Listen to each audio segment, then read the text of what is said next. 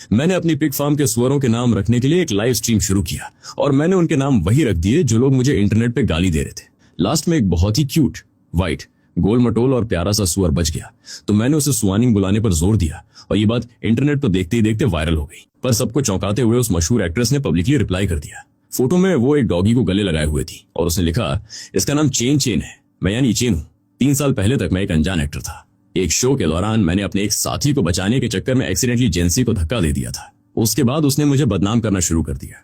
पूरे इंटरनेट ने मुझे बुरा भला कहा, लेकिन ये सीक्रेट ज्यादा दिन तक छुप नहीं सका। मेरे पापा, जो एक बड़े बिजनेसमैन हैं, उन्होंने सीरियस होकर मुझे अपनी पूरी जायदाद का वारिस बनने के लिए वापस आने का ऑर्डर दिया, पर मुझे इसमें कोई इंटरेस्ट नहीं था। इसीलिए मैं चुपके से एंटरटेनमेंट इंडस्ट्री में एंटर हुआ। वो स्कैंडल फैलाने के बाद मेरे पापा ने मुझे सीधा पिग फार्म में फेंक दिया, जहां मैं बस सुअरों को खाना खिलाता, खुद खाता और सो जाता था। फिर अचानक बहुत सारे छोटे छोटे सुअर पैदा हो गए। बोर होकर मैंने सोचा कि चलो कुछ करते हैं, तो मैंने उनके नाम रखने के लिए लाइव स्ट्रीम स्टार्ट कर दिया। पर जैसे ही मैंने स्ट्रीम शुरू किया, 10,000 लोग एक साथ एंटर हो गए। मैं तो डर ही गया। मुझे लगा कि शायद मैं बहुत फेमस हो गया हूँ, पर रियलिटी ये थी कि मैं सिर्फ अपने नेगेटिव स्कैंडल्स के लिए फेमस था। मेरे शोज कभी हिट नहीं होते थे, पर मैं फिर भी हार नहीं मानता था। लोगों को एंटर होते देख मैंने उन छोटे सुअरों को कैमरे के सामने कर दिया, अपनी गला साफ किया और बोला, हाय, मैं यान चीचेन हूँ, मैं इन सुअरों के नाम रखना चाहता हूँ, क्या कोई सजेशन है आपके पास?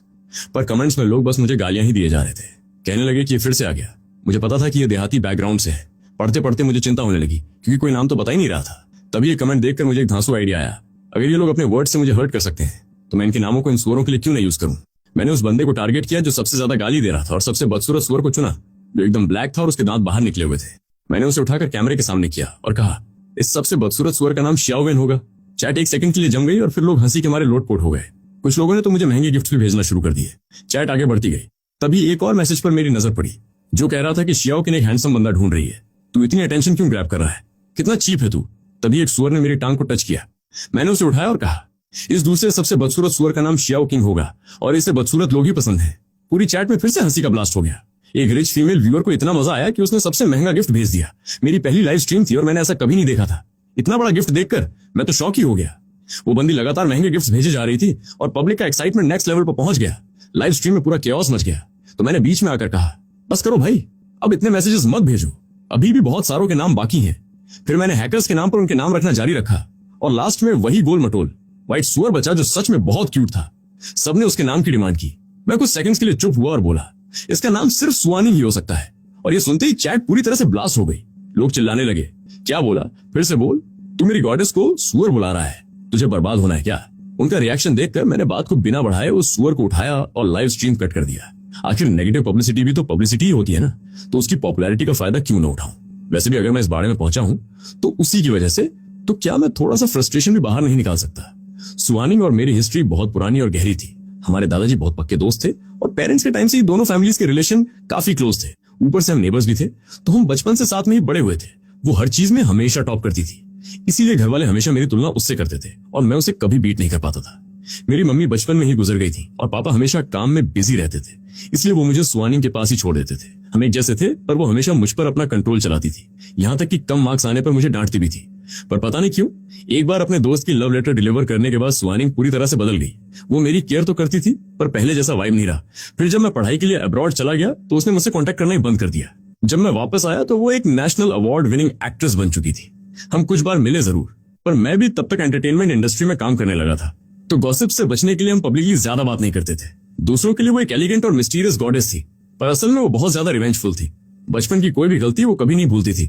अगर मैं कुछ गड़बड़ करता तो तुरंत भागकर मेरे पापा को बता देती थी। बड़े होने के बाद भी मेरे हर एक स्कैंडल की खबर वो मेरे पापा को भेज देती थी और पापा मेरी अच्छी खासी कुटाई कर देते थे। वो वीडियो भी जिसमें मैंने गेव किंग्स को धक्का दिया था, उसने ही पापा को भेजा था और अगले ही दिन मैं इस फार्म में लैंड हो गया। इसलिए एक सुअर का नाम उसके नाम पर रखना कोई बड़ी बात नहीं थी, है ना? ऊपर से मैंने सबसे क्यूट सुअर को चुना था, पर मेरी ये खुशी ज्यादा देर टिक नहीं पाई। उस एक्ट्रेस ने सुबह के 6 बजे ही एक पोस्ट डाल दिया था। मैं तब सो ही रहा था जब मेरे मैनेजर ली का कॉल आया और मेरी नींद उड़ गई। मैंने सोते सोते ही फोन उठाया तो ली की तीखी आवाज सीधे मेरे कान में चुभी। हाय ईचेन, ये तूने क्या बवंडर खड़ा कर दिया रे? सुअरों के नाम रखना ही कम था क्या जो तूने उस एक्ट्रेस का नाम यूज कर लिया? मैं अभी पूरी तरह से होश में नहीं था। मैंने पूछा, कौन सी एक्ट्रेस भाई? दूसरी तरफ ली का गुस्सा 7वें आसमान पर था। उसने चिल्लाकर कहा, ट्रेंडिंग टॉपिक्स देख जरा, मैं तुझे लेने आ रहा हूँ। चाहे तू जमीन के नीचे गड्ढा खोद कर छुप जा, पर तुझे मेरे साथ चलना ही पड़ेगा। मैंने तुरंत अपना वेब अकाउंट खोला और ट्रेंडिंग सेक्शन देखते ही मेरी धड़कनें रुक गई।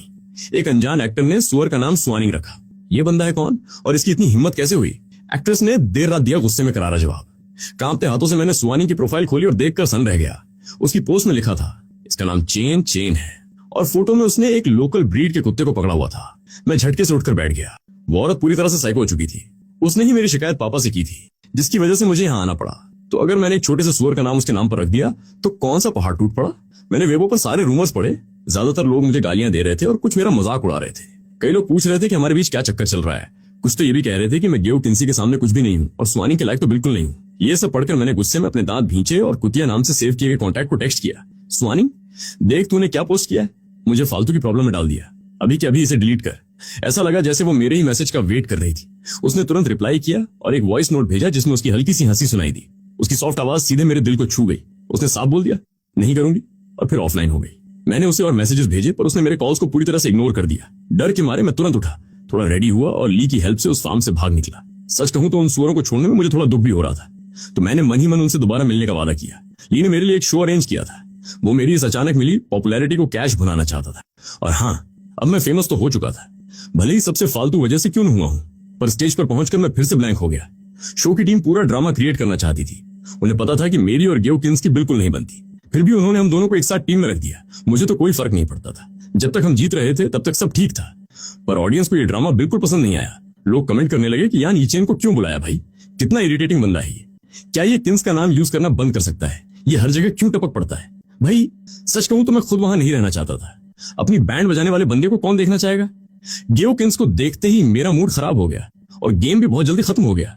जेंसी को संभालना नामुमकिन था। भले ही मैं हर राउंड जीत रहा था, फिर भी हम सबसे लास्ट में आए और हम दोनों को पनिशमेंट मिली। होस्ट की वैसी स्माइल देखकर मैं समझ गया था कि कुछ गड़बड़ होने वाली है, और मेरा शक बिल्कुल सही निकला। होस्ट ने कहा, अपने पहले कॉन्टैक्ट को मैसेज लिखो कि आई मिस यू, क्या तुम वापस आ सकती हो। ये सुनते ही पूरी ऑडियंस एक्साइटमेंट से चिल्लाने लगी। सब बहुत क्यूरियस थे, पर मेरी तो सांस ही अटक गई। मेरा पहला कॉन्टैक्ट कौन था, कहीं वो सुहानी तो नहीं थी। मेरे चेहरे का रंग उड़ गया और मेरा हिलने का भी मन नहीं कर रहा था। गेव किन्सी ने सबसे पहले अपना फोन निकाला और अपना पहला कॉन्टैक्ट खोला, जो सिर्फ डब्ल्यू नाम से सेव था। उसका चेहरा भी पीला पड़ गया था, उसके हाथ थोड़े कांपे, पर उसने मैसेज भेज ही दिया और रिप्लाई भी तुरंत आ गया, I miss you too darling, मैं तुमसे मिलने आ रही हूँ। हिकिन्स ने तुरंत स्क्रीन ऑफ कर दी और फोन को कसकर पकड़ लिया। एक गेस्ट ने एक्साइटेड होकर पूछा, क्या डब्ल्यू का मतलब सुहानी है। ये सुनकर सब और ज्यादा शोर मचाने लगे और उससे एक और मैसेज भेजने को कहने लगे, पर उसने अपना सिर हिलाया और नजरें नीचे कर ली। वो धीरे से बुदबुदाया, मेरा टास्क पूरा हो गया है, प्लीज उस पर्सन को परेशान मत करो। पर उसकी इस बात ने आग में घी डालने का काम किया। सब सोचने लगे कि पक्का वो सुहानी ही है और शायद दोनों एक दूसरे को डेट कर रहे हैं। मैं पूरे टाइम चुपचाप खड़ा रहा, क्योंकि मुझे पता था कि वो प्रोफाइल पिक्चर सुहानी की तो बिल्कुल नहीं थी। भले ही वो चेहरा जाना पहचाना लग रहा था, पर मुझे याद नहीं आ रहा था कि वो कौन थी। तभी होस्ट ने सिचुएशन को कंट्रोल किया और बोला, ओके, गेव किन्सी का टास्क पूरा हो गया है, अब यान चीचेन की बारी है। और अचानक से सबकी नजरें मेरे ऊपर टिक गई।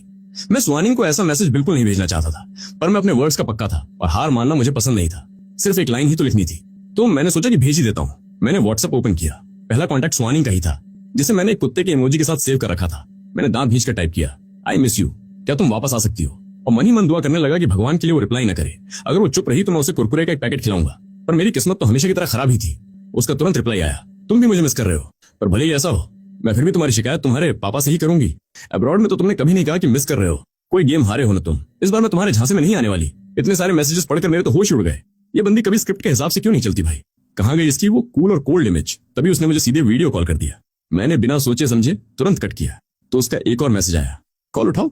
वो मैसेज पढ़कर मैं उसकी एक्सप्रेशन को माइंड में इमेजिन कर सकता था। उसकी आंखें गुस्से से लाल होंगी, और अगर मैंने ज्यादा भाव खाया तो वो पक्का मेरे गाल खींच कर कहेगी, ए चेन चेन, चुपचाप सीधे साधे सब सच सच बता दे। जब भी वो ऐसा करती थी, मैं डर के मारे कुछ ही सेकंड्स में सब उगल देता था, इस डर से कि कहीं सबको पता न चल जाए कि मैं असल में कौन हूं। मैंने जल्दी से टाइप किया, मैं एक शो की शूटिंग कर रहा हूं, और तुरंत फोन स्विच ऑफ कर दिया। ऑडियंस में खुशबू शुरू हो गई। किसी को भी ऐसे एंड की उम्मीद नहीं थी। लोग कहने लगे कि दूसरी तरफ जो भी है वो बहुत फनी और एटीट्यूड वाला है, बिल्कुल एक छोटे से पप्पी की तरह लग रहा है जो गुस्सा तो है पर अपनी ओनर के पास ही वापस आता है। इसलिए वो डॉग वाला इमोजी एकदम परफेक्ट बैठता है। लोगों की बातें सुनकर मैं मन ही मन हंसा। सुहानी को पप्पी बुलाने की हिम्मत तो सिर्फ इन्हीं लोगों में हो सकती है, पर मेरे पास उसे कुत्ते के नाम से सेव करने की अपनी वैलिड रीजंस थी। बचपन में जब भी वो कोई खुराफात करती थी तो गाज हमेशा मेरे ऊपर ही गिरती थी। अगर मैं नदी से मछली पकड़ता या मुर्गी के अंडे चुराता तो वो बस मुझे देखती रहती थी, और मैं बड़ा दिल दिखाकर उसे 2 अंडे दे भी देता था। पर वो चुगली करने सीधे मेरे दादाजी के पास पहुंच जाती थी और मुझे पेल दिया जाता था। एक दिन स्कूल में मेरी कुछ लड़कों से फाइट हो गई। मैंने उससे मिन्नतें की कि घर पर मत बताना। उसने हाँ भी कहा, पर जाकर सीधे मेरे पापा को बता दिया, और पापा ने मेरी अच्छी खासी सर्विस कर दी। लास्ट टाइम भी हमने एग्रीमेंट किया था कि वो इंटरनेट वाले इंसिडेंट के बारे में किसी को नहीं बताएगी। उसने मेरी तरफ देखकर नोट किया और कहा ठीक है। पर अगले ही दिन मैं फार्म में सूअरों को दाना डाल रहा था। वो सच में बहुत बेदर्द थी। सिंपल वर्ड्स में कहूं तो वो हमेशा मेरी पीठ में छुरा घोंपती थी। इसीलिए मैंने उसका नाम डॉगी रखा था। और इस बार तो उसने हद ही कर दी।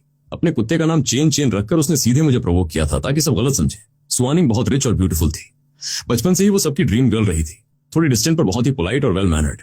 और सच कहूं तो मुझे उसकी ये सब बातें बहुत अट्रैक्टिव लगती थी। पर यह सिर्फ मेरा एक वन साइड अट्रैक्शन था। जब मैंने उससे पूछा था कि क्या उसे कोई बॉयफ्रेंड चाहिए, तो उसने साफ कह दिया था कि मैं तुम्हें सिर्फ एक भाई की तरह देखती हूँ, इसलिए मुझे ज्यादा सपने नहीं देखने चाहिए थे और एक अच्छे छोटे भाई की तरह रहना चाहिए था। वो मेरे अलावा किसी को भी चुन सकती थी। बाहर से तो मैं ऐसा दिखाता था जैसे मुझे कोई फर्क नहीं पड़ता, पर उस रात उसका एक एक वर्ड मुझे दिल पर लगा था। और मैं इतना बड़ा डरपोक निकला कि जब मुझे पता चला कि किसी और ने उसे प्रपोज किया है, तो मैं बिना सोचे समझे पहली फ्लाइट पकड़कर सीधे अब्रॉड भाग गया। इसीलिए वापस आने के बाद मेरा पूरा फोकस सिर्फ काम करने और पैसे कमाने पर था। प्यार का क्या है, जब होना होगा तब हो जाएगा। अगर मैं सुआनिंग के साथ नहीं हो सकता था तो सिर्फ इसलिए क्योंकि मुझमें अभी भी बहुत कमियां थी और मैं उतना पैसा नहीं कमा पा रहा था। जिस दिन मैं अंधाधुंध पैसा कमा लूंगा, उस दिन मैं उसके जैसी 100 लड़कियों को डेट करूंगा। शो की शूटिंग देर रात खत्म हुई। ली गाड़ी चलाकर मुझे घर ले आया और मैं एक थके हुए कुत्ते की तरह बेड पर गिर पड़ा। लेटे लेटे मैं यही सोच रहा था कि पक्का मेरे पापा मेरा ही वेट कर रहे होंगे। मैं सोचने लगा कि उसे शांत करने के लिए आखिर क्या करूं। मैं बोल सकता था कि मैं भागा नहीं था, बस टहलने बाहर निकला था, या फिर बोल देता कि मेरा एक दोस्त सुसाइड करने जा रहा था और मैं उसे बचाने गया था। पर नहीं, रहने ही देता हूं। कोई भी बहाना रियल नहीं लगेगा। शायद मुझे रोते हुए अंदर जाना चाहिए, माफी मांगनी चाहिए और एक लाइफ टाइम प्रॉमिस लेटर लिख देना चाहिए। इतना तो पक्का काफी होगा। मेरे पापा मुझसे इतना प्यार करते हैं कि मुझे मारेंगे तो बिल्कुल नहीं। यहां तक कि मैंने रोने का पोस्टर भी रिहर्स कर लिया था। ये एकदम अनफॉरगेटेबल एंट्री होने वाली थी। मैंने एक लंबी सांस ली और सोचा कि एक्टिंग में जो कुछ भी सीखा है वो सब आज पापा के खिलाफ यूज करूंगा। मैंने मन ही मन उनसे माफी मांगी कि सॉरी पापा, मैं ऐसा नहीं करना चाहता था, मुझे ब्लेम मत करना। जैसे ही चेन ने गेट खोला, मैं सीधा अंदर भागा और घुटनों के बल नीचे गिर गया। फिर शुरू हुई मेरी नेक्स्ट लेवल एक्टिंग। मैं रोते हुए बोला, प्यारे पापा, मैं जानबूझकर नहीं भागा था, मुझे कुछ सुअरों ने काट लिया था और मुझसे वो पेन बर्दाश्त नहीं हुआ। मुझे पता है कि मुझे ऐसे भागना नहीं चाहिए था और आपको इन्फॉर्म करना चाहिए था। प्लीज मुझे इस बार माफ कर दो। मेरी एक्टिंग एकदम परफेक्ट थी। मैं पूरी सिंसियरिटी के साथ रो रहा था, यहां तक कि मैं खुद भी इमोशनल हो गया।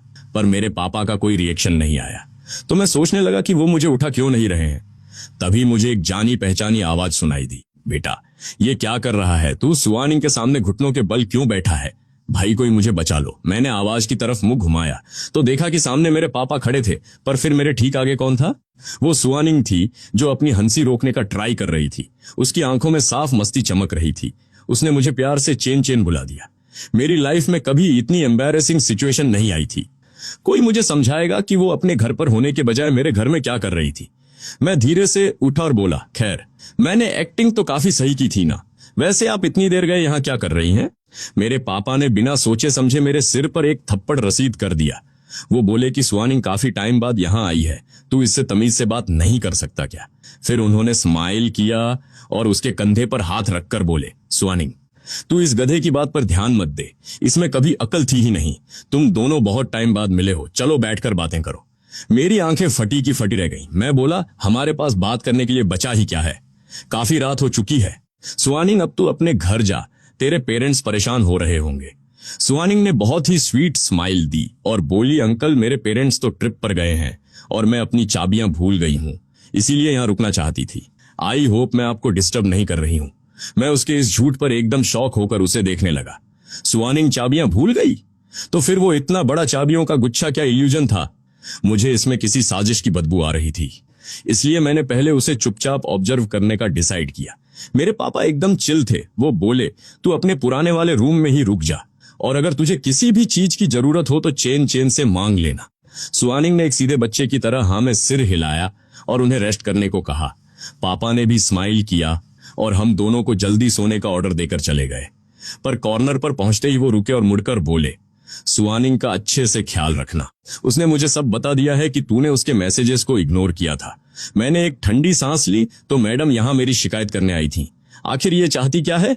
जैसे ही पापा गायब हुए, मैं गुस्से में उसके पास गया और डिमांड करते हुए पूछा, तू यहाँ क्या करने आई है?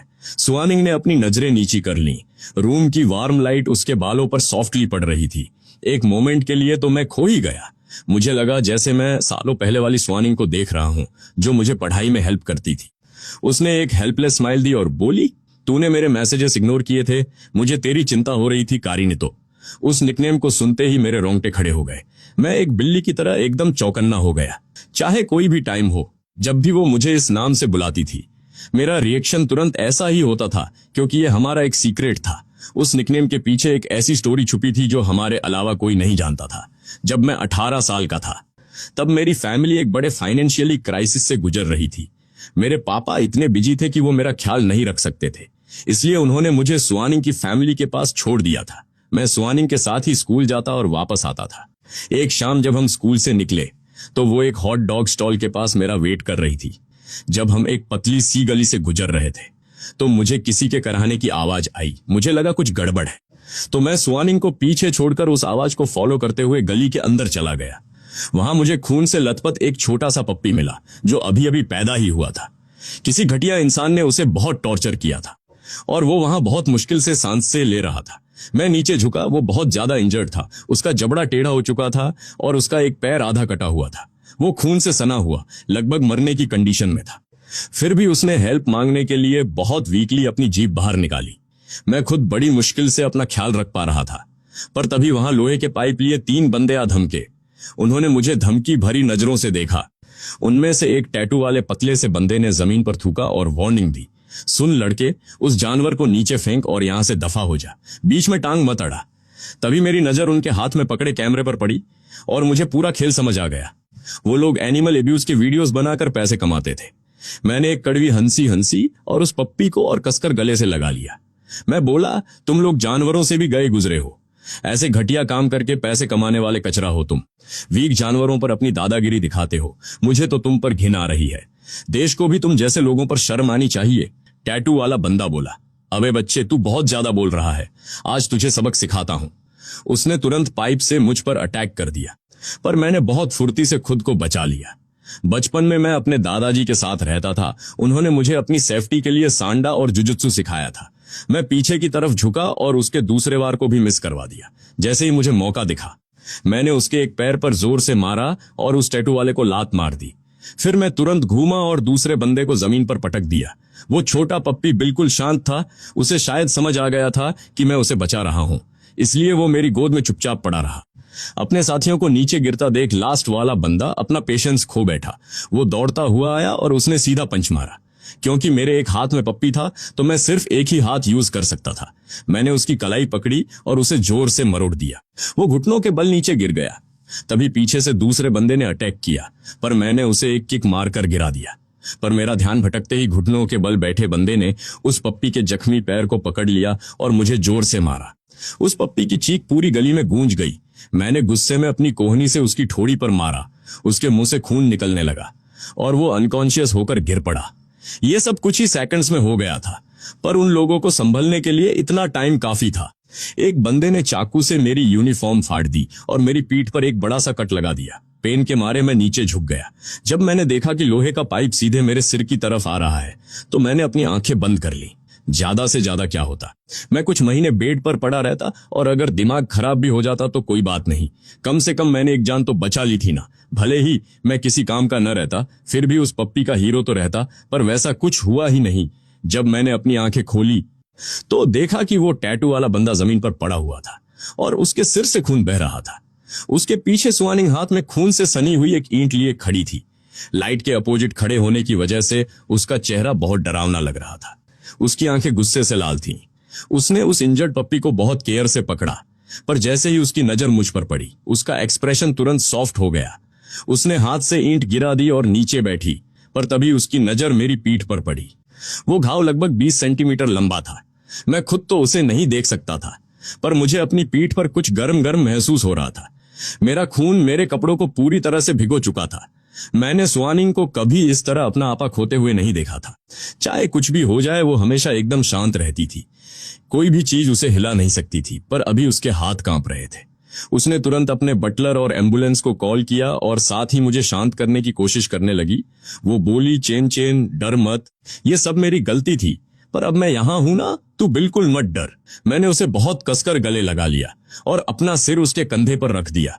उसकी खुशबू महसूस होते ही मेरा माइंड एकदम शांत हो गया। मैंने कहा, मुझे डर नहीं लग रहा है सुआनिंग। 15 मिनट बाद मुझे हॉस्पिटल ले जाया गया और उस पप्पी को एक पेट क्लिनिक भेज दिया गया। डॉक्टर भी मेरी पीठ का इतना बड़ा कट देखकर हैरान रह गए। उन्होंने चिमटी से खून और कपड़ों के चिपके हुए टुकड़ों को निकालना शुरू किया। वो पेन इतना अनबेयरेबल था कि मेरे मुंह से चीख निकल गई। मेरा पूरा शरीर दर्द से तड़प उठा। मैंने सुआनिंग का हाथ कसकर पकड़ लिया। वो मुझे शांत करने के लिए मेरे बालों को सहलाने लगी। घाव को साफ करना फिर भी बर्दाश्त हो रहा था, पर जब उन्होंने उस पर एंटीसेप्टिक लगाना शुरू किया तो असली नरक शुरू हुआ। घाव बहुत गहरा था। मुझे अपनी कटी हुई स्किन के अंदर कॉटन का टच महसूस हो रहा था। वो जलन मेरे पूरे शरीर में फैल रही थी और दर्द मेरी हड्डियों तक पहुंच रहा था। मेरा पूरा चेहरा पसीने और आंसुओं से भर गया था। बहुत ज्यादा दर्द हो रहा था और आखिरकार मैं फूट फूट कर रो पड़ा। मेरी रोने की आवाज सुनकर सुआनिंग ने अपने हाथ कसकर भींच लिए। फिर वो मेरी तरफ मुड़ी।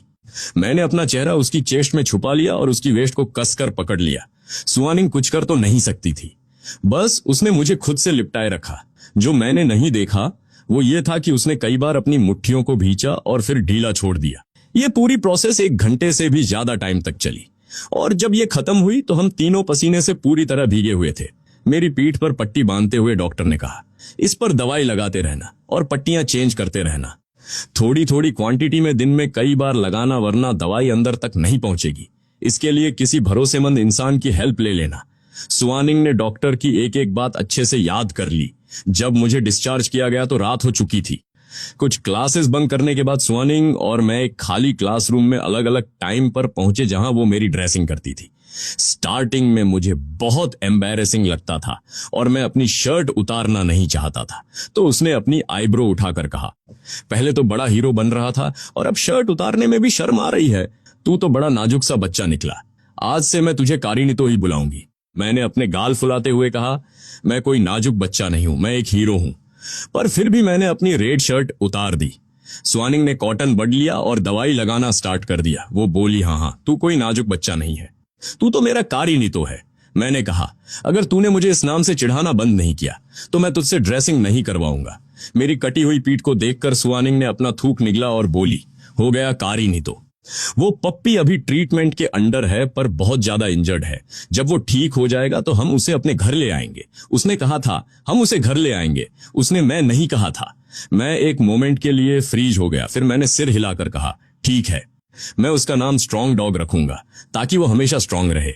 जब हम वापस लौट रहे थे तो मैंने ये बात बोली। सुआनिंग ने बिना कुछ बोले मुझे देखा और बोली, पर वो तो एक फीमेल डॉग है, उस पर कारा प्यारी नाम ज्यादा सूट करेगा।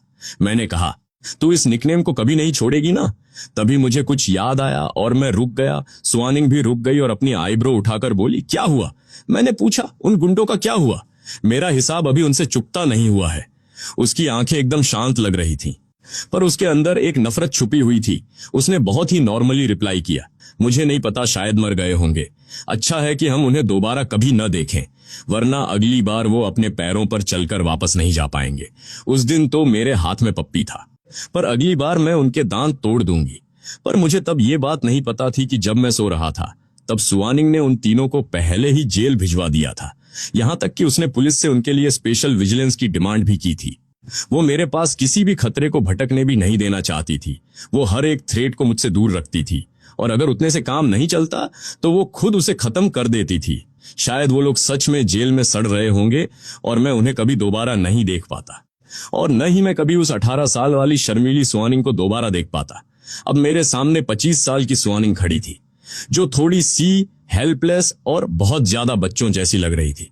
थोड़ी बहस के बाद मैं भागकर ऊपर अपने रूम में चला गया।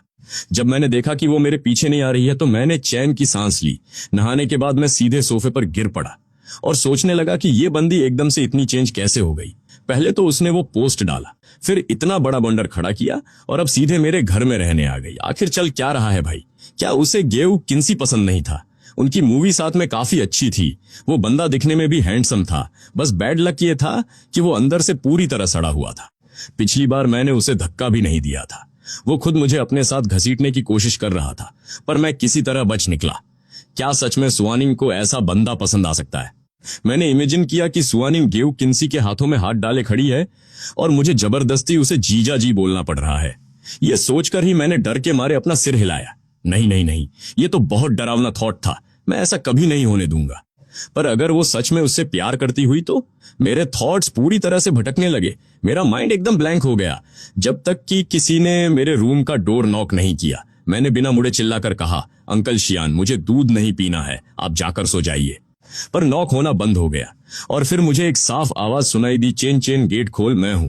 वो अभी तक सोई नहीं थी, लगता है कुछ हुआ था। जैसे ही मैंने गेट खोला, सामने सुआनिंग खड़ी थी, जो बहुत ही बेचारी सी शक्ल बनाकर मुझे देख रही थी। वो अभी अभी नहाकर निकली थी और उसने अपने बाल तक नहीं सुखाए थे। पानी की बूंदें बहकर उसकी कॉलर बोन तक जा रही थी। उस ब्यूटीफुल फेस और उस रेयर क्यूट एक्सप्रेशन को देखकर मुझे लगा जैसे मेरा चेहरा जलने लगा है। मैं तुरंत मुड़ा और रूम के अंदर चला गया। मुझे इस डेंजरस ब्यूटी से थोड़ा डिस्टेंस बनाकर रखना था। मैं जाकर बैठ गया, जबकि सुआनिंग धीरे धीरे मेरे पास आई। मैंने पूछा, क्या चाहिए तुझे? और चाबियों का बहाना तो बिल्कुल मत बनाना, मैं तेरी बात का बिल्कुल यकीन नहीं करने वाला। सुआनिंग मेरे ठीक सामने आकर रुक गई। उसकी आंखों में एक अजीब सा बचपना दिख रहा था और उसकी आवाज भी बहुत सैड साउंड कर रही थी। उसने कहा, चेन चेन, तूने मेरे मैसेजेस इग्नोर किए। इस मामले में तो गलती मेरी ही थी, तो मैंने उसे शांत करने की कोशिश की। मैंने समझाया कि मैंने तुझे बताया तो था कि मैं शूटिंग कर रहा था, मैं तुझे पब्लिकली एक्सपोज नहीं करना चाहता था।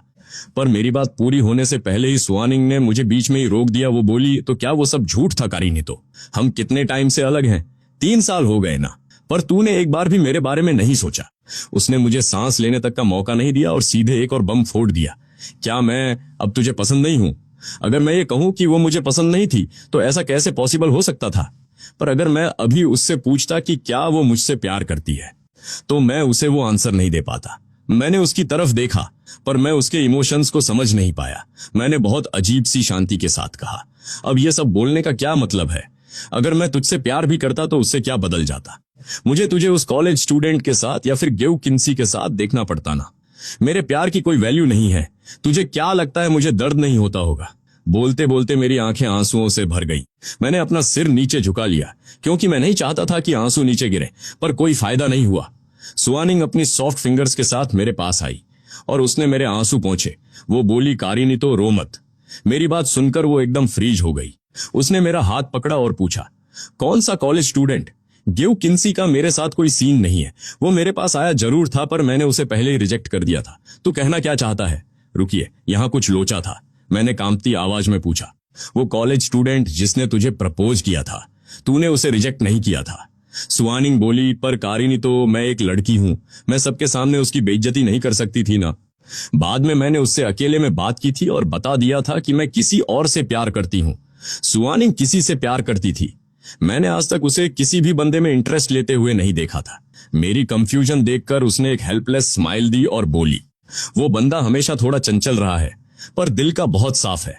उसे पेन से बहुत डर लगता है और वो बहुत जल्दी रो पड़ता है, पर फिर भी एक छोटे से पप्पी को बचाने के लिए उसने खुद को इंजर्ड कर लिया था। मुझे कभी उसका लुक अट्रैक्टिव नहीं लगा, बल्कि उसका वो सच्चा दिल पसंद आया था। सुआनिंग ने मेरे चेहरे को बहुत प्यार से छुआ। वो दिखने में तो बहुत कैजुअल लग रहा था, पर वो मुझे ऐसे देख रही थी जैसे कोई लोमड़ी अपने शिकार पर नजर गड़ाए बैठी हो। उसने मुझे पूरी तरह से ट्रैप कर लिया था। वो बोली, कारिनी तो क्या तुझे पता है वो बंदा कौन है? वो कोई और नहीं, मैं ही था। मुझे डाउट में देखकर सुआनिंग ने सिर हिलाया। वो बोली, मैंने तुझे इतने सारे क्लियर हिंट्स दिए थे, पर तू मुझे अवॉइड करता रहा और सीधे अब्रॉड भाग गया। क्या मुझे बुरा नहीं लगा होगा? मेरा दिमाग पूरी तरह से ब्लास्ट हो गया। तब जाकर मुझे समझ आया कि मैंने उसे कितना बड़ा गलत समझ लिया था। ये जानकर कि वो मुझसे प्यार करती है, मैं खुशी से भर गया, पर मेरे मन में अभी भी एक डाउट था। मैंने पूछा, पर तूने तो कहा था कि मैं तेरा छोटा भाई हूं। एक बहन का अपने भाई के रूम में इस तरह आना क्या अजीब नहीं लगता? मेरी बात सुनते ही सुआनिंग ने मेरे गाल को कसकर दबाया और बहुत गुस्से में बोली, कैसा भाई बे? उस टाइम तेरी एज ही क्या थी? मैं तुझे उस टाइम कैसे एक्सेप्ट कर लेती? मैं बिना श्योर हुए कभी कोई कदम नहीं उठाती। उस टाइम तू सिर्फ 18 साल का था। तेरे पास न तो पैसा था और न ही कोई पावर, तो मैं तुझे एक अच्छा फ्यूचर कैसे दे सकती थी?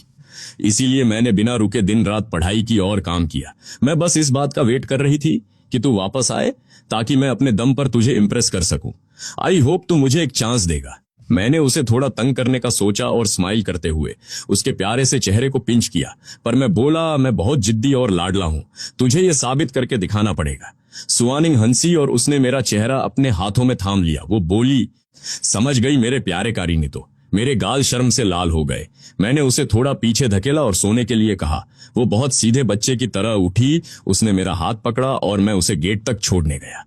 वो बिल्कुल इंटरनेट पर दिखने वाली उस सीधी साधी पप्पी की तरह लग रही थी। नॉर्मली वो बहुत कूल, रिजर्व्ड और सबसे डिस्टेंस बनाकर रखती थी, पर मेरे साथ वो एकदम अलग थी। डोमिनेंट, चालाक और बहुत ज्यादा लाडली। मैं मानता हूं कि मैं प्यार में पूरी तरह से अंधा हो चुका हूं।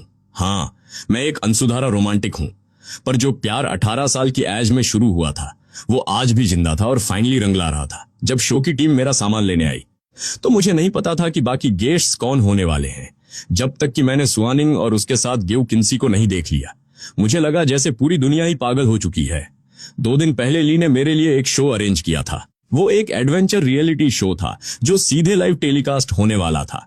उसमें बहुत सारे बड़े स्टार्स को भी इनवाइट किया गया था। ली ने मुझसे बहुत मेहनत करने को कहा था। उसने बोला कि अब ज्यादातर लोग मुझसे नफरत नहीं करते हैं, तो मुझे इस अपॉर्चुनिटी का पूरा फायदा उठाना चाहिए। मुझे पता था कि बड़े बड़े स्टार्स आने वाले हैं, पर मुझे सुआनिंग को वहां देखने की बिल्कुल उम्मीद नहीं थी। उसने मेरी तरफ देखा, स्माइल किया और मेरा सामान पकड़ते हुए बोली, हाय, मैं सुआनिंग हूं। आई होप हमारी ट्यूनिंग अच्छी रहे। तुम मुझे सुआनिंग बुला सकते हो। उसे ऐसे अनजान बनने की एक्टिंग करते देख मेरे चेहरे पर भी स्माइल आ गई। वो मुझसे न जानने का नाटक कर रही थी ना। ठीक है, मैं भी इस गेम को आगे बढ़ाऊंगा। मैंने कहा, हाय, मैं यान यीचेन हूं। आई होप हमारी अच्छी बने। गेव किन्सी ने हमारा ये इंटरेक्शन देखा और एकदम चौकन्ना हो गया। वो चुपके से आगे आया और हमारे बीच में खड़ा हो गया। वो बोला, कितनी अजीब बात है ना, मुझे अपना इंट्रोडक्शन देने की जरूरत नहीं है। यान यीचेन तो मुझे पहले से ही जानता है। मैंने भी स्माइल करते हुए कहा, हाँ, कितनी अजीब बात है। जल्द ही बाकी गेस्ट्स भी आ गए और गाड़ी हमें लोकेशन पर ले गई जहां से लाइव स्ट्रीम स्टार्ट हो गया। वहां पहुंचते ही मुझे सब कुछ बहुत जाना पहचाना सा लगा। मैं उन पहाड़ों और नदी को अच्छे से पहचानता था। वो सुआनिंग के घर के पीछे वाला पहाड़ था और मेरी फार्म भी तो ठीक उसके बगल में ही थी। बचपन में हम यहाँ मुर्गियों के पीछे भागा करते थे। मैंने चुपके से सुआनिंग की तरफ देखा। वो भी मुझे ही देख रही थी। उसने अपनी आंखें टिमटिमाते हुए स्माइल की। उसने भी उस जगह को पहचान लिया था। मैंने अपनी नजरें हटाई और इंस्ट्रक्शंस पर ध्यान देने लगा, लेकिन हमारे वो छोटे छोटे इशारे और एक्सप्रेशन सबके सामने आ चुके थे। लाइव चैट पर लोग बोलने लगे कि इन दोनों के बीच चल क्या रहा है भाई। मुझे नहीं लगता कि ये एक दूसरे को नहीं जानते, जिस तरह से वो एक्ट्रेस यान यीचेन को देख रही है। भाई, मैं तो एक्साइटमेंट के मारे मरा जा रहा हूं। हद है यार, गेव किन्सी के साथ उसकी ज्यादा केमिस्ट्री लग रही है। अरे हर चीज में किन्सी को घुसाना बंद करो। उन दोनों के बीच साफ दिख रहा है कि कुछ नहीं है। जो जोड़ियां सच में सेंस बनाती हैं उन्हें सपोर्ट करो ना, किसी को भी सुआनिंग के साथ मत जोड़ो। रूल्स सुनने के बाद लाइव स्ट्रीम फिर से एक वॉरजोन बन गया था। हम सब ने ऐसे दिखाया जैसे हमें सब समझ आ गया है। फिर टीमों का बंटवारा हुआ। 8 गेस्ट्स को 2 ग्रुप्स में डिवाइड कर दिया गया। हमें पहाड़ों में जाकर खाने के इंग्रेडिएंट्स ढूंढने थे और फिर साथ में खाना पकाना था। उन्होंने रात में एक सरप्राइज रिवील करने का अनाउंसमेंट भी किया, पर सस्पेंस बनाए रखा। वैसे टास्क बहुत सिंपल लग रहा था, क्योंकि इन पहाड़ों में सब कुछ मिलता था। खाना ढूंढना कोई बड़ी बात नहीं थी। ऊपर से मेरी फार्म भी तो पास में ही थी। हालांकि एक पूरे सुअर को पकाकर खाना थोड़ा ज्यादा हो जाता, पर टीमों ने अपना काम शुरू कर दिया और हम सामान ढूंढने निकल पड़े।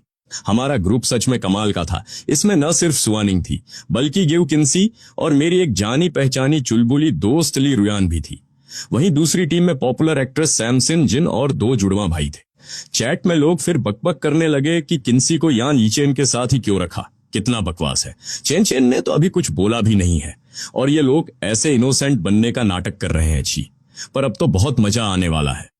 कमेंट्स लगातार आ रहे थे, पर हम उन्हें नहीं देख सकते थे। हमें बस अपने इंस्टिंक्ट्स पर काम करना था, क्योंकि एक छोटी सी गलती भी दूसरा स्कैंडल खड़ा कर सकती थी। ग्रुप डिवाइड होने के बाद हमने काम बांट लिया। हमारी टीम इंग्रेडिएंट्स ढूंढने वाली थी और सैमसन की टीम खाना बनाने के बर्तन ढूंढने वाली थी। सुआनिंग सबसे आगे चल रही थी और गेव किन्सी उससे ऐसे चिपका हुआ था जैसे उसे डर हो कि कहीं हम दोनों आपस में बात न कर लें। अगर हम अगली बार बात करते तो वो पता नहीं कहां खो जाता। पर अभी शूटिंग चल रही थी तो मैं उससे बहस नहीं करने वाला था। मैं सबके पीछे चल रहा था और आसपास कुछ काम का ढूंढ रहा था। तभी ली रुयान मेरे पास आई और बोली, यान यीचेन, क्या इत्तेफाक है ना, उस मिनी सीरीज के बाद से हम मिले ही नहीं। मुझे उम्मीद नहीं थी कि तुम यहाँ दिखोगे। मैंने स्माइल करके कहा, हाँ यार, क्या इत्तेफाक है, तुम कैसी हो? हमने पहले एक सीरीज में साथ काम किया था। उसने बहुत अच्छी एक्टिंग की थी। वो सीरीज काफी हिट हुई थी और हम दोनों को ही अच्छी पॉपुलैरिटी मिली थी। ली रुयान ने अपने कंधे उचकाए और बोली, मैं तो बढ़िया हूं, तुम बताओ? मैंने भी स्माइल किया, सब ठीक ही है। बस हाल ही में पता चला कि फेमस होना कितना सिरदर्दी का काम है। तभी वो अचानक से थोड़ा सस्पिशियस होकर मेरे करीब आई और धीरे से फुसफुसाई, क्या तुम सुआनिंग मैडम को पहले से जानते थे? तुम दोनों काफी क्लोज लग रहे थे। मैंने आसपास देखा। जब लगा कि कोई सुन नहीं रहा है तो मैंने उसे और करीब बुलाया और कान में धीरे से फुसफुसाया, ज्यादा सवाल मत पूछ। मैंने उसका रिएक्शन तो नहीं देखा, पर इंटरनेट पर लोग हंसी के मारे पागल हो गए। चैट में आने लगा कि भाई ये बंदा कितना फनी है, इनकी ट्यूनिंग बहुत फनी है। मेरी पुरानी पसंदीदा जोड़ी फिर से जिंदा हो गई। ली रुयान कुछ और पूछने ही वाली थी कि तभी गेव किन्सी चिल्लाया। ऐसा लगा जैसे उसे कुछ मिल गया हो। मैं उसके पास गया तो मेरी बोलती ही बंद हो गई। वो मशरूम्स थे। पहली ही नजर में दिख रहा था कि वो जहरीले हैं, क्योंकि उनके कलर्स बहुत ज्यादा ब्राइट और डेंजरस थे। पर वो बंदा तो खुशी से फूला नहीं समा रहा था। हे किन्सी ने हम सबको एक्साइट होकर बुलाया ताकि हम सब मिलकर उन्हें तोड़ें। सिर्फ वो और ली रुयान ही उन्हें खाने के लिए उतावले लग रहे थे। सुआनिंग और मैं वहीं रुक गए। किन्सी बोला, आओ ना सब मिलकर तोड़ते हैं, मैं मशरूम सूप बनाऊंगा। मैं खुद को रोक नहीं पाया और पूछ ही लिया, भाई सच में क्या ये खाने लायक है? इनका ऊपर का हिस्सा ब्लू कलर का है, ये पक्का जहरीले हैं। मेरी बात सुनकर गेव किन्सी थोड़ा अनकंफर्टेबल हो गया, पर उसने तुरंत खुद को संभाला और एक फेक स्माइल चिपकाकर बोला, जहरीले? मैं तो अक्सर सूप बनाता हूं, इसमें कोई जहर वहर नहीं है। या नीचे मुझ पर भरोसा रखो। बोलते बोलते उसने अपनी शक्ल एकदम बेचारी सी बना ली। मैंने कहा, यह भरोसे की बात नहीं है भाई, ये मशरूम सच में जहरीले हैं। और ये मत पूछना कि मुझे कैसे पता। बचपन में मैंने सुआनिंग को ऐसा ही एक मशरूम खिला दिया था और वो लगभग पागल ही हो गई थी। ली रुयान अभी कंफ्यूज ही थी, पर सुआनिंग ने बिना कुछ बोले उन दोनों को देखा और आगे बढ़ गई। है किन्सी मशरूम्स को वहीं भूलकर उसके पीछे पीछे भागने लगा और पूछने लगा, सुआनिंग क्या तुम्हें मशरूम्स पसंद नहीं है? मेरा बनाया मशरूम सूप बहुत टेस्टी होता है। ये सुनते ही सुआनिंग चिढ़कर मुड़ी और बोली, यान यीचेन ने कहा ना कि वो जहरीले हैं, फिर भी तुम उन्हें पकाना चाहते हो। किन्सी ने मासूम बनते हुए कहा, मुझे नहीं पता था कि वो जहरीले हैं, सॉरी, मैंने ठीक से सोचा नहीं। है किन्सी को उम्मीद नहीं थी कि इंप्रेस करने का उसका ये पैंतरा इतनी बुरी तरह फ्लॉप हो जाएगा। माहौल थोड़ा ऑकवर्ड हो गया था। तभी ली रुयान ने पूछा, सुआनिंग मैडम मान गए यार, आपको कैसे पता चला कि वो जहरीले थे? सुआनिंग ने मेरी तरफ देखा। उसकी आंखों में क्या चल रहा था कुछ समझ नहीं आ रहा था। मुझे तुरंत एक बैड वाइब आई और जैसा मैंने सोचा था वैसा ही हुआ। वो बोली, बचपन में किसी ने मुझे जबरदस्ती ये खिला दिया था। मैं तो अपनी यादाश्त ही खोने वाली थी। मैं तो पूरी तरह पकड़े जाने की कगार पर था, तो मैंने उसकी नजरों को इग्नोर करने का नाटक किया और अपनी स्पीड बढ़ाकर आगे निकल गया। दूसरी तरफ चैट अभी भी पूरी तरह एक्टिव थी। लोग सब कुछ लाइव देख रहे थे। चैट में लोग हंस रहे थे कि भाई किसी ने नोटिस किया क्या। जब सुआनिंग मैडम बोली तो वो कितनी हर्ट साउंड कर रही थी। मुझे कभी नहीं लगा था कि सुआनिंग के साथ इतना भयानक इंसिडेंट हुआ होगा। यान यीचेन भी कमाल है भाई, उसने सबसे पहले नोटिस कर लिया कि वो जहरीले थे। पर इसमें कौन सी बड़ी बात है, वो तो पहली नजर में ही जहरीले लग रहे थे। इसमें यान यीचेन का क्या कमाल, और तुम्हारे इस मासूम आइडल का क्या, जिसे इतनी बेसिक सी चीज भी नहीं पता चली। यान यीचेन तो इससे बहुत बेहतर निकला। बाकी रास्ते में हमने खीरे, टमाटर, शिमला मिर्च और बाकी सब्जियां इकट्ठी की। मुझे मानना पड़ेगा कि सुआनिंग के दादाजी खेती बहुत सॉलिड करते थे। हमने नदी में मछलियां भी पकड़ी और अंडों के लिए पेड़ पर भी चढ़े। हालांकि ये आसान नहीं था। मैं एक पेड़ पर लटका हुआ था और मुझसे 2 मीटर की दूरी पर एक तीतर का घोंसला था। ये वही घोंसला था जिसे मैं बचपन में चुराया करता था। हालांकि 10 साल बीत चुके थे, पर मेरी टेक्निक अभी भी एकदम परफेक्ट थी। मैं अभी भी चढ़ सकता था। मैं तने को पकड़कर आगे बढ़ा। अचानक से सारे पत्ते नीचे गिरे। नीचे से ली रुयान चिल्लाई, यीचेन ध्यान से, कहीं गिर मत जाना। किन्सी ने भी चिंता जताने का नाटक किया और बोला, हाँ यान यीचेन संभल कर गिरना मत। पर सुआनिंग बिल्कुल परेशान नहीं लग रही थी। वो बस शांति से मुझे देख रही थी। मैं बहुत मुश्किल से घोंसले तक पहुंचा। मैंने अंदर देखा तो उसमें लगभग 12 अंडे थे। वो तीतर तो पहले से भी ज्यादा अंडे देने लगी थी। मैंने एक अंडा उठाया और बिना देखे नीचे फेंक दिया। नीचे खड़ी सुआनिंग ने बिना हिचकिचाए उसे हवा में ही कैच कर लिया। सब कुछ इतने नेचुरल फ्लो में हुआ जैसे हमने इसकी रिहर्सल की हो। और सच तो ये था कि हमने बचपन में ये सैकड़ों बार किया था। हमें अंडों का सीजन पता होता था और हम पेड़ पर चढ़कर अंडे चुराते थे। फिर सुआनिंग के दादाजी हमें सजा देते थे। सुआनिंग कभी खुद बदमाशी नहीं करती थी, पर मेरे साथ हमेशा रहती थी। मैं ऊपर से फेंकता था और वो नीचे कैच करती थी। हमारी ऐसी कमाल की ट्यूनिंग देखकर ली रुयान तो हैरान ही रह गई। बोली, अनबिलीवेबल यान यीचेन, तुम्हारी और सुआनिंग मैडम की ट्यूनिंग तो नेक्स्ट लेवल है। मैंने कैजुअली कह दिया, कोई बड़ी बात नहीं है, हम बचपन में साथ में ये सब करते थे। मैं अंडे निकालने में इतना बिजी था कि मुझे एहसास ही नहीं हुआ कि मैं ज्यादा बोल गया हूं। हे किन्सी के पेट में तुरंत मरोड़ उठने लगे। उसने तुरंत पूछा, क्या तुम और सुआनिंग एक दूसरे को पहले से जानते हो? तब जाकर मुझे होश आया और मैंने बात संभालते हुए कहा, हाँ हम जानते थे। तभी सुआनिंग ने अचानक से पूछा, और अब नहीं जानते क्या? मेरा दिमाग ही बंद हो गया। अपनी गलती सुधारने के लिए मैंने एक ऑकवर्ड हंसी हंसते हुए कहा, अरे बिल्कुल, अब भी जानते हैं ना। सुवानिंग ने अपने होंठ भींच लिए। जब लगा कि थोड़े ही अंडे बचे हैं तो मैंने रुकने का डिसाइड किया। 2 अंडे उस्मा तीतर के लिए छोड़ना जरूरी था। मैं नीचे उतरने के लिए तने से चिपक गया। तभी मुझे एक ठंडी सिहरन महसूस हुई, जैसे कोई मुझे घूर रहा हो। मैंने मुड़कर देखा तो वो माँ तीतर वहीं खड़ी थी। उसने पहले मुझे देखा और फिर अपने घोंसले को, फिर अपनी पूंछ उठाई। शिट, वो अटैक करने वाली थी। मैंने तेजी से नीचे उतरना शुरू किया, पर वो चिड़िया उड़कर सीधी मेरी तरफ आई और उसने मुझे जोरदार लात मारी। बचाओ! मेरी चीख पूरे जंगल में गूंज गई। मैं पूरी स्पीड से नीचे गिरा। मैंने डर के मारे अपनी आंखें बंद कर ली, पर मुझे कोई पेन महसूस नहीं हुआ। मैं किसी की सॉफ्ट बाहों में जा गिरा था। मैंने आंखें खोली तो देखा वो सुवानिंग थी। मैंने अपनी आंखें टिमटिमा कर देखा। मैं गलत नहीं था, वो सच में वही थी। उसने मुझे खड़े होने में हेल्प की और पूछा, ठीक हो तुम? मैंने हाथ हिलाते हुए कहा, हाँ हाँ मैं ठीक हूं, बस डर गया था। वो चिड़िया। तभी हमने देखा कि वो तीतर दोबारा हमारी तरफ झपट रही है। मैंने तुरंत ली रुयान का हाथ पकड़ा और चिल्लाया, भागो, वो चिड़िया अटैक कर रही है। मैं ली रुयान को खींचते हुए भागा। उसने गेव किन्सी को घसीटा और सुवानिंग हमें पीछे से कवर दे रही थी। जंगल से बाहर निकलकर हम सब हांफते हुए रुक गए। मैं डर के मारे नहीं भागा था, बल्कि इसलिए भागा था क्योंकि उसके चोंच मारने से बहुत पेन होता था। बचपन में उसने मुझे और सुवानिंग को काट लिया था। हमारे पैर सूज गए थे और ठीक होने में पूरा 1 महीना लगा था। जब सांस में सांस आई तो मैं उठा और आसपास देखा। सब सही सलामत थे, किसी को कोई चोट नहीं आई थी। परफेक्ट। ली रुयान घास पर पड़ी पड़ी बोली, मैं उन्हें तोड़ना नहीं चाहती थी, मैं बहुत डर गई थी। है किन्सी ने अपना डिब्बा निकाला और हमें दिखाया तो मैं शौक ही रह गया। मैंने अपनी जान जोखिम में डाली थी 10 अंडों के लिए, जिनमें से 2 टूट चुके थे और 1 गायब था, यानी सिर्फ 7 ही बचे थे। मैंने हाथ हिलाकर कहा, कोई बात नहीं यार, इतने काफी हैं, 1 अंडा कम खा लेंगे। मैं उठा और आसपास देखा। हम जंगल की दूसरी तरफ निकल आए थे और मेरे दादाजी की फार्म यहां से बहुत पास थी, तो हम वहां से और खाना ला सकते थे। सुवानिंग का चेहरा एकदम ठंडा पड़ा हुआ था। मैंने उससे बात करने की कोशिश की, पर उसने मुझे पूरी तरह इग्नोर कर दिया। मुझे कुछ समझ नहीं आ रहा था कि अब इसे किस बात पर गुस्सा आ गया। भाई, कोई ऑप्शन न देखकर मैं ली रुयान से ही बातें करता रहा, पर मैंने ध्यान नहीं दिया कि पीछे खड़ी सुवानिंग का चेहरा गुस्से से काला पड़ता जा रहा था। लाइव चैट पर भी बवंडर मचा हुआ था। लोग बहस कर रहे थे और हंस रहे थे। चैट में लोग बोल रहे थे कि मुझे उम्मीद नहीं थी कि ये बंदा इतना एक्सपर्ट निकलेगा, अंडे तक चुरा लेता है। भाई, क्या किसी ने गेव किन्सी का एक्सप्रेशन देखा? यान यीचेन और सुवानिंग बचपन के दोस्त हैं, तभी तो इनकी ट्यूनिंग इतनी कड़क है। इन्हें तीतर से भागते देखना सबसे बेस्ट मोमेंट था। फार्म पर पहुंचकर मैंने सबके सामने बाड़ क्रॉस की। वहां अंदर आना सख्त मना है का बोर्ड लगा था, पर मैं कोई घुसपैठिया नहीं था। मैं तो मालिक का लाडला पोता था। जब मैं ग्रुप को बाढ़ के पार ले जा रहा था तो मुझे कोई दिखा। मैं खुशी खुशी आगे बढ़ा तो वहां एक बुजुर्ग खड़े थे।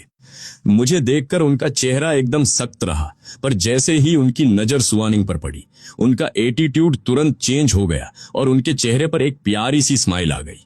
वो बुजुर्ग अपनी पीठ एकदम सीधी रखे हुए थे और उनकी नजरें बहुत रोबीली थी। वो मेरे दादाजी थे। सुवानिंग और मैं अपने दादा दादी के पास ही बड़े हुए थे, इसलिए हम उनके साथ दोस्तों की तरह रहते थे।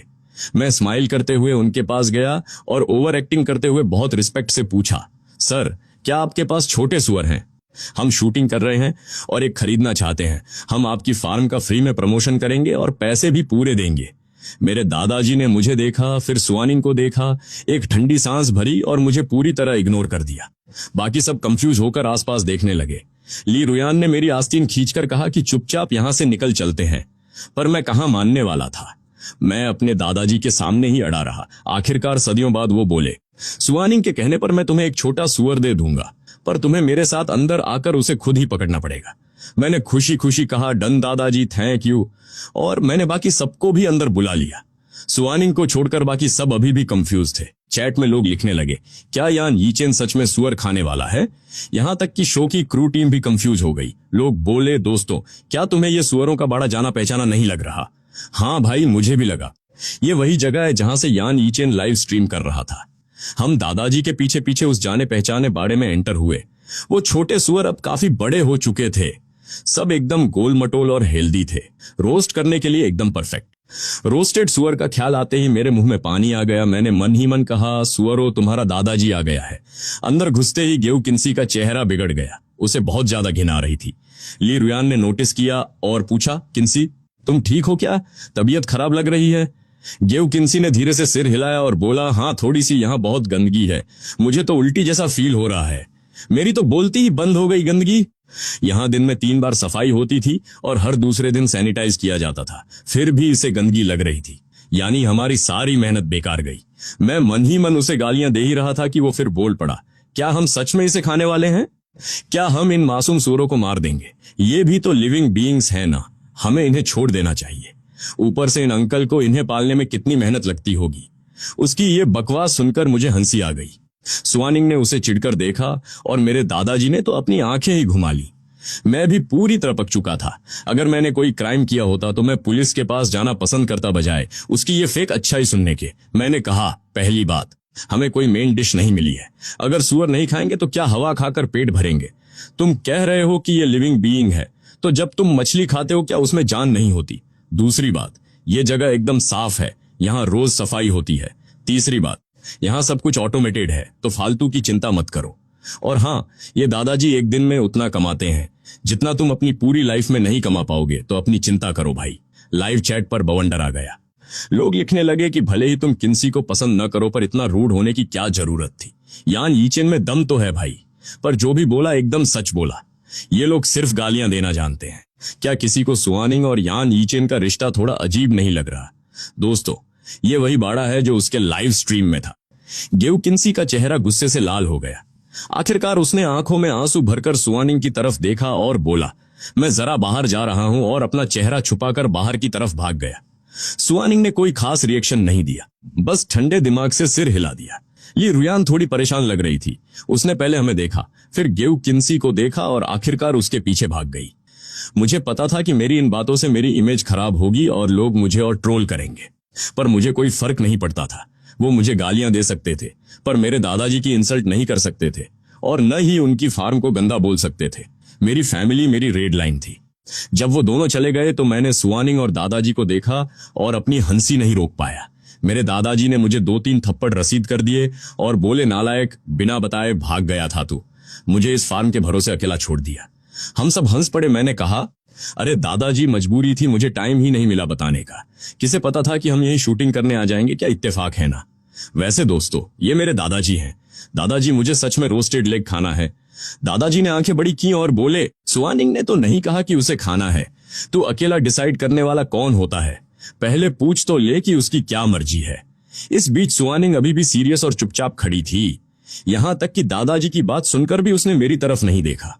मैंने चुपके से उसकी आस्तीन खींची और बहुत मासूम शक्ल बनाकर कहा, प्लीज बोल देना, मुझे रोस्टेड लेग खाना है। सुआनिंग ने मुझे गुस्से से देखा पर आखिरकार मान गई। उसने दादाजी से कहा, दादाजी, मुझे भी रोस्टेड लेग खाना है।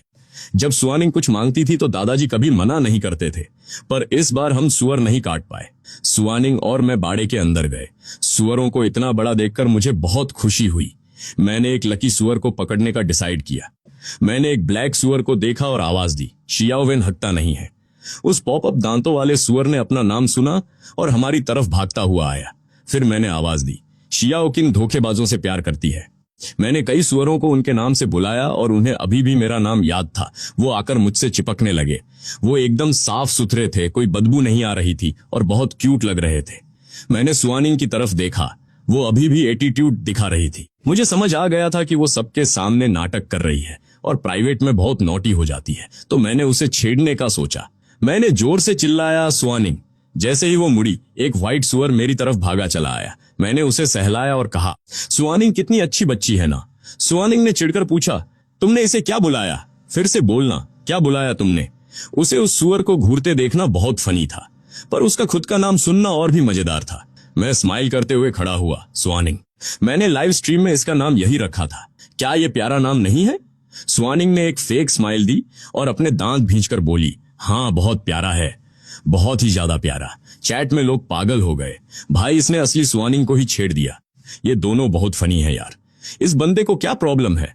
और तुम्हें क्या लगता है कि सुआनिंग क्यों नहीं हंस रही? क्योंकि एक सुअर का नाम उसके नाम पर रखा गया है। हा हा हा। इतने सारे सुअरों को देखकर मैंने पूछा, कौन सा वाला खाएं? सुआनिंग ने मुझसे नजरें चुरा ली और चिढ़कर बोली, जो तुम्हारा मन करे। मैंने कहा, फिर तो हम सुआनिंग को ही खाएंगे। सुआनिंग रुक। मैं उसके पीछे भागा पर वो सुअर बहुत तेज थे, मैं एक को भी नहीं पकड़ पाया। मैंने कहा, मेरी हेल्प करना। वहां खड़ी होकर क्या देख रही है? सुआनिंग ने सुअर को देखा और उसे पकड़ने की कोशिश की, पर फ्लॉप हो गई। सुआनिंग नाम का वो सुअर सबसे तेज भागा। हम उसकी पूंछ तक नहीं छू पाए। आखिरकार हम किसी भी सुअर को नहीं पकड़ पाए और हांफते हुए जमीन पर गिर पड़े। पूरे धूल से भर चुके थे। दादाजी ने हमें डांटा और कहा कि अगर एक सुअर भी नहीं पकड़ सकते तो खाने के लायक भी नहीं हो। अगर उनके हाथ में गन होती तो शायद हमें गोली ही मार देते। पर बहुत मिन्नतों के बाद और क्रू की हेल्प से उन्होंने हमें एक बड़ी सी सुअर की टांग दे दी। अब हमारे पास मेन डिश तो आ गई थी, बस इसे पकाना बाकी था। जब हम टांग लेकर वापस पहुंचे तो बाकी लोगों ने आग जला ली थी। भले ही वो सालों से इंडस्ट्री में थे, पर सबके सब बहुत सिंपल और अच्छे थे। कोई स्टार्स वाला एटीट्यूड नहीं दिखा रहा था। साथ में खाना पकाना बहुत मजेदार लग रहा था। माहौल एकदम खुशमिजाज था। हम घास पर बैठकर पिकनिक की तरह बातें कर रहे थे और उस लेक को रोस्ट कर रहे थे। सब कुछ बहुत कंफर्टेबल और हसीन चल रहा था, पर किसी न किसी को तो अटेंशन चाहिए ही होती है। गेव किन्सी ने सुआनिंग की प्लेट में खीरा रखा और बोला, सुआनिंग थोड़ा खा लो, ये एकदम फ्रेश है और बहुत टेस्टी है।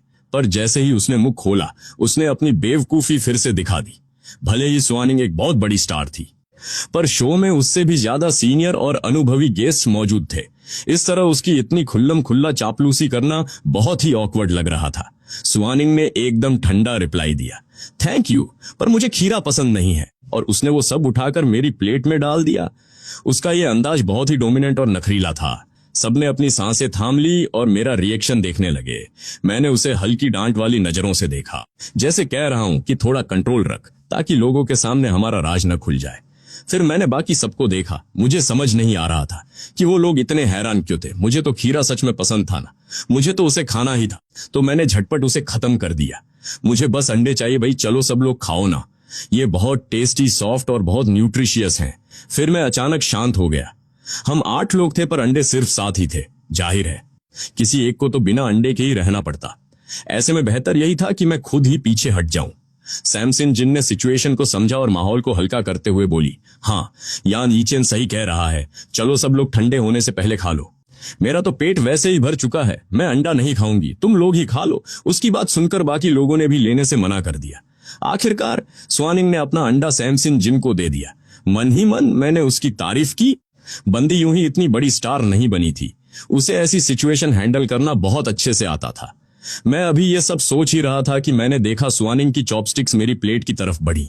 उसने मेरे अंडे को बीच से तोड़ा और आधा हिस्सा उठा लिया। मैंने तुरंत बात संभालते हुए मजाक के टोन में कहा, अरे कोई बात नहीं, हम लोग पर्सनली भी ऐसे ही खाना शेयर करके खाते हैं, सब नॉर्मल है। हाँ हाँ, चलो चलो सब लोग खाते रहो। मेरी इस बात ने बाकी लोगों का ध्यान खींच लिया। वैसे यान यीचेन, तेरा वो लाइव स्ट्रीम सच में बहुत फनी था यार। मेरा चेहरा शर्म से लाल होने लगा। शिट, मुझे पता था कि ये लोग वही सवाल पूछेंगे। किस्मत से मेरे पास इसका जवाब तैयार था। मैं बस बहुत ज्यादा बोर हो रहा था यार। आई होप किसी को बुरा ना लगा हो। शायद बाकी किसी को बुरा ना लगा हो, पर तुझे कैसे पता? क्या पता हमारी गॉडेस सुआनिंग को बुरा लगा हो। तूने एक सुअर का नाम उनके नाम पर जो रख दिया था। इस एक लाइन के साथ गेव किन्सी ने सारा अटेंशन मेरी तरफ मोड़ दिया। सुआनिंग वहां मौजूद थी, फिर भी उसकी हिम्मत सिर्फ इसलिए हो रही थी क्योंकि वो जानता था कि सुआनिंग ऐसे फालतू सवालों का रिप्लाई कम ही देती है। सब लोग मुझे तरस भरी निगाहों से देखने लगे। इंडस्ट्री में सब जानते थे कि गेव किन्सी को उस हर बंदे से चिढ़ थी जो सुआनिंग के करीब जाने की कोशिश करता था। अगर कोई पास आने की कोशिश भी करता तो वो उस पर ताने कसने और टोंट मारने लगता था। आखिर उसकी फैमिली के पास अंधा पैसा जो था। मैं मुस्कुराया और जवाब देने ही वाला था, पर सुआनिंग उससे पहले ही बोल पड़ी। उसने बहुत ही एलिगेंट तरीके से अपना खाना खत्म किया और बोली, मुझे इससे कोई प्रॉब्लम नहीं है। चेन चेन और मैं बहुत अच्छे दोस्त हैं। दोस्तों में ऐसे मजाक चलना नॉर्मल है। भले ही वो बहुत शांत आवाज में बोली थी, पर गेव किन्सी को उसकी आंखों में एक बर्फीली वार्निंग साफ दिखाई दे गई। वो अंदर तक कांप उठा। ऐसा लगा जैसे वो आग के पास खड़ा हो और उसका दिल जम गया हो। उसे संभलने में थोड़ा टाइम लगा। उसने ऑकवर्ड होकर सिर हिलाया और कहा, अच्छा, मुझे तो पता ही नहीं था कि तुम और यान यीचेन इतने क्लोज हो। सुआनिंग ने सिर्फ एक लाइन में उस टॉपिक को हमेशा के लिए क्लोज कर दिया। उसके बाद बाकी का खाना बहुत ही सुहाने माहौल में बीता। हमने आग के पास बैठकर वो रोस्टेड लेग खाया। सबने खूब गाने गाए और डांस किया। जब शूटिंग खत्म होने वाली थी, तब क्रू टीम ने आग के पास बैठे हुए हम सबके सामने लास्ट सरप्राइज रिवील किया। उन्होंने अचानक हमें एक चौंकाने वाली न्यूज दी। हमें एक गेस्ट हाउस में रुकना था, पर दिक्कत यह थी कि वहां सिर्फ 6 ही कमरे थे, यानी 2 लोगों को बाहर टेंट में सोना पड़ता। दिन भर की थकावट के बाद सब हैरान रह गए। कोई भी अनजान जगह पर बाहर टेंट में नहीं सोना चाहता था। जब कोई कुछ नहीं बोला तो मुझे याद आया कि बचपन में मैं अक्सर घास पर ही सो जाया करता था। इसलिए मेरे लिए टेंट में सोना कोई बड़ी बात नहीं थी। बस सोने के लिए एक जगह होनी चाहिए थी, उतना काफी था। मैंने हाथ उठाया और कहा, मैं टेंट में सो जाऊंगा। मेरी बात सुनकर सब लोग मुझे हैरानी से देखने लगे। सुआनिंग तुरंत बोल पड़ी, मैं भी टेंट में सोऊंगी। उसके ऐसा कहते ही सबकी आंखें फटी की फटी रह गईं। किसी को भी इसकी उम्मीद नहीं थी। गेव किंसी तुरंत बीच में टपक पड़ा, शायद मुझे बाहर टेंट में जाना चाहिए। मैंने मन ही मन उसकी क्लास ली। जब तक सुआनिंग ने हाँ नहीं कहा था तब तक तो इसके मुंह से बोली नहीं निकल रही थी। अब बड़ा हीरो बन रहा है। मुझे अच्छे से पता था कि उसके दिमाग में क्या खिचड़ी पक रही थी, पर बेटा सपने में भी नहीं। सुआनिंग ने अपनी भौएं सिकोड़ी और बोली, यान ईचेन बाहर क्यों नहीं सो सकता? वो बिल्कुल सो सकता है। हाँ हाँ, बिल्कुल सो सकता है। मुझे बस लगा कि शायद तुम्हें बाहर सोने की आदत न हो। गेव किंसी नर्वस हो गया। उसे उम्मीद नहीं थी कि सुआनिंग सीधे मेरा स्टैंड ले लेगी। उसकी आंखों में जलन साफ दिख रही थी। क्रू टीम को जो ड्रामा और टीआरपी चाहिए थी वो उन्हें मिल चुकी थी, इसलिए उन्होंने हम सबको सोने के लिए भेज दिया। टेंट और कमरों के बंटवारे के साथ ही लाइव टेलीकास्ट वहीं खत्म हो गया। बाकी सब अपने अपने कमरों में चले गए, जबकि सुआनिंग और मैं टेंट्स की तरफ बढ़ गए। वो जगह और वो साथ दोनों ही मेरे जाने पहचाने थे। मैं सीधे अपने टेंट में नहीं गया, बल्कि बाहर ठंडी घास पर बैठ गया। ऊपर चमकते तारों और पूरे चांद को देखते हुए मुझे लगा जैसे मैं अपने बचपन में वापस लौट आया हूं। तब हमें लाइफ में कोई टेंशन नहीं होती थी। हम साथ में घास पर भागते थे, खेलती हुई तितलियों और जुगनुओं को पकड़ते थे, और जब थक जाते थे तो यहीं जमीन पर लेटकर आसमान में तारों को निहारा करते थे। तभी मुझे अपने पास किसी के हल्के कदमों की आहट सुनाई दी। मुझे मुड़कर देखने की भी जरूरत नहीं थी। मैंने पूछा, शूटिंग खत्म हो चुकी है, सारे कैमरे बंद हैं, फिर भी तू मेरे इतने पास आ रही है? तुझे अपने करियर की कोई चिंता नहीं है क्या? सुआनिंग मेरे बगल में बैठ गई और बहुत ही स्वीट टोन में बोली, कैमरे बंद हो चुके हैं ना, इसीलिए। रियलिटी तो ये थी कि लाइव स्ट्रीम देखने वाले व्यूअर्स तो बस अपनी आंखें ही मलते रह गए थे। मैं खुद को पूछने से रोक नहीं पाया, सुआनिंग, तुझे पहले से पता था ना कि हम यहां शूट करने वाले हैं? तूने ये सब जानबूझकर किया था ना? सुआनिंग ने बच्चों की तरह मासूमियत से मना किया, नहीं कारिनी, तो मुझे सच में नहीं पता था। मुझे तो ये भी नहीं पता था कि ये जगह तेरे दादाजी की है। उसे अपनी कूल इमेज से हटकर इस तरह बचकानी एक्टिंग करते देखकर मुझे हंसी आ गई। उसकी आंखें एकदम मासूम लग रही थीं। मैं बोला, हाँ हाँ करती रह नाटक। अब तुझसे अपनी वो कोल्ड वाली इमेज मेंटेन नहीं हो पा रही ना। मैं कोई नाटक नहीं कर रही हूँ। तूने ही तो मुझसे शो के दौरान डिस्टेंस मेंटेन करने को कहा था, तो मैं तेरी बात कैसे टाल सकती थी, है ना? उसने उदास होकर पूछा। उसकी उंगलियां मेरी शर्ट के बटन से खेल रही थी। मैंने एक ठंडी सांस ली और उसका हाथ हटाते हुए कहा, तेरी हिम्मत कैसे हुई? आज तूने जो भी किया है उससे पूरे इंटरनेट पर लोगों को शक हो जाएगा। अगर तेरी वजह से मैं फिर से ट्रेंडिंग में आकर ट्रोल हुआ ना, तो तू अपनी खैर मनाना। शो देखने वाली पब्लिक तो हैरान ही रह गई। भाई, शक तो हमें बहुत पहले से था, बस सबूत की कमी थी, और अब तो सबूतों की बाढ़ आ गई है। इन दोनों के बीच पक्का कुछ पक रहा है। सुआनिंग ने अपना सिर मेरे कंधे पर रख दिया और बहुत ही प्यार से बोली, तो फिर मान लेते हैं ना, सबको बता देते हैं कि अभी हम ऑफिशियली रिलेशनशिप में नहीं हैं, पर मैंने मान लिया है कि तू मुझे इम्प्रेस कर रहा है।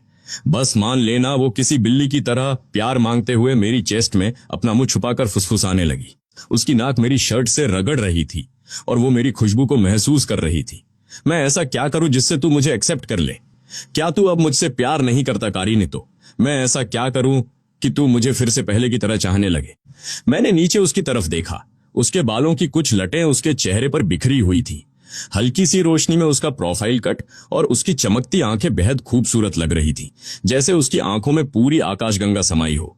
मैं एक मोमेंट के लिए सुन्न रह गया। ऐसा नहीं है कि मैं तुमसे प्यार नहीं करता, बस मुझे डर लगता है कि कहीं ये सब कोई सपना या झूठ ना हो, क्योंकि अगर ये झूठ निकला तो मैं टूट जाऊंगा। कारिनी, तो तुझे पता है मैंने उस पप्पी का नाम चेन चेन क्यों रखा था? क्योंकि वो कारा प्यारी फीमेल पप्पी तेरे जाने के बाद मर गई थी। मरने से पहले उसने एक छोटी सी बच्ची को जन्म दिया था। कारिनी, तो तुझे पता है वो अपने आखिरी मोमेंट में भी अपनी गर्दन उठाकर तुझे ही ढूंढ रही थी। वो तुझे कभी भूल नहीं पाई। उसे डर था कि तू वापस आएगा और वो तुझे नहीं मिलेगी, इसलिए वो तेरे लिए अपनी निशानी छोड़ गई ताकि उसकी बेटी उसकी जगह तुझे देख सके। बोलते बोलते उसकी आवाज भारी हो गई और उसकी आंखें फिर से लाल हो गई। पहली बार मैंने उसे इस तरह रोते हुए उस पतली सी गली में देखा था। उसने खुद को संभालने के लिए एक पॉज लिया और आगे बोली, मुझे लगता है कि मैं तो उस पप्पी जितनी हिम्मत भी नहीं जुटा पाई। उसने तो हिम्मत दिखाकर प्यार किया, फिर भी वो तेरा वेट नहीं कर पाई। अगर मैं ऐसे ही हिचकिचाती रहती तो शायद मैं तुझे हमेशा के लिए खो देती। उसकी आवाज में एक अजीब सा दर्द छुपा था। तूने मुझे पहले क्यों नहीं बताया कि तू मुझसे प्यार करता है? तुझे पता है जब तू चला गया था तो मैं कितनी अकेली हो गई थी। तुझे अंदाजा भी है कि मैंने वो साल कैसे काटे हैं। स्वानिंग अचानक मुड़ी। उसने मेरी कलाई पकड़ी और मुझे नीचे घास पर गिरा दिया। फिर उसने बहुत ही नरमी से मेरे होठों पर एक किस किया। मैंने अपनी आंखें बंद कर ली और उसकी धड़कनों को अपनी चेस्ट पर महसूस करने लगा। तभी मेरी पलकों पर एक गर्म आंसू की बूंद गिरी। मैंने आंखें खोली। स्वानिंग रो रही थी। मैंने अपनी लाइफ में उसे कभी ऐसे रोते नहीं देखा था। उसकी आंखें आंसुओं से भरी हुई थीं, जो उसकी पलकों पर ठहर कर नीचे गिर रहे थे। मेरे दिमाग में पहला ख्याल यही आया कि कोई रोते हुए भी इतनी खूबसूरत कैसे लग सकती है। मैंने उसे धीरे से पीछे धकेला ताकि वो मुझे छोड़ दे। उसने अपनी पकड़ ढीली तो की, पर जाने से पहले मुझे 2 बार और किस कर लिया। मेरा चेहरा शर्म से लाल हो गया। मैंने झिझकते हुए उसे खुद से दूर किया और मुंह दूसरी तरफ घुमा लिया। उसकी हल्की सी हंसी मेरे कानों में गूंजी। उसने मेरे गालों को सहलाया और मेरा चेहरा फिर से अपनी तरफ घुमा लिया। उसकी आंखें अभी भी आंसुओं से गीली थी और अलाव की जलती आग की रोशनी उसके आंसुओं पर पड़कर एक सोने जैसा ग्लो दे रही थी, जो उसके भीगे गालों पर चमक रहा था। उसके बाद क्या हुआ मुझे ठीक से याद नहीं। मुझे बस इतना याद है कि हमने आधिकारिक तौर पर एक दूसरे को डेट करना स्टार्ट कर दिया था। जिस इंसान से हम अपनी जवानी में बेइंतहा प्यार करते थे, 25 साल की एज में आखिरकार वही हमारा लाइफ पार्टनर बन गया था।